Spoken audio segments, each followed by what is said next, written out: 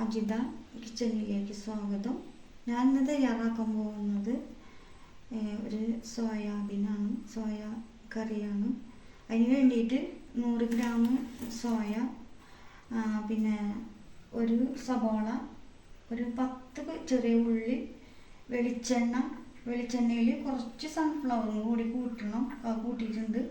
പിന്നെ തക്കാളി അരച്ച് അത്, പിന്നെ പച്ചമുളക്, വേപ്പില, മല്ലിയില, മസാല എന്ന് വെച്ചാൽ എല്ലാ മസാലകളും, ഏലക്കയും അതേപോലെ കറുകപ്പട്ട എല്ലാവരും കൂടി പൊടിച്ചതാണ്. കറിയാമ്പൂവ് പിന്നെ ഒക്കെ കൂടി പൊടിച്ചതുള്ള മസാലയാണിത്.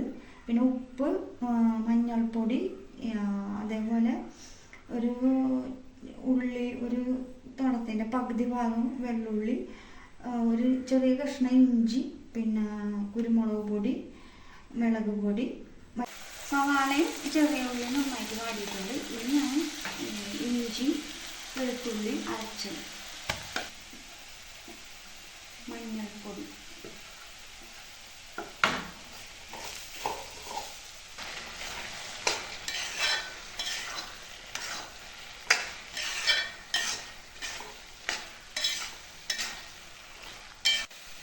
ഇനി നമുക്ക് കുരുമുളകിൻ്റെ പൊടി, മസാലപ്പൊടി,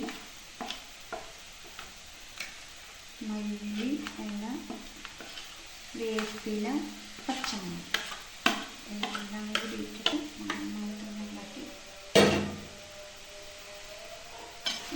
ഉണ്ടാക്കി കൊടുക്കുക. അങ്ങനെ നമ്മുടെ സോയ റെഡി ആയിട്ടുണ്ട്. നമുക്ക് പകർത്തിയിട്ട് കാണാം. നമ്മുടെ സോയക്കറി റെഡി. എല്ലാവരും ട്രൈ ചെയ്യുക, ഷെയർ ചെയ്യുക.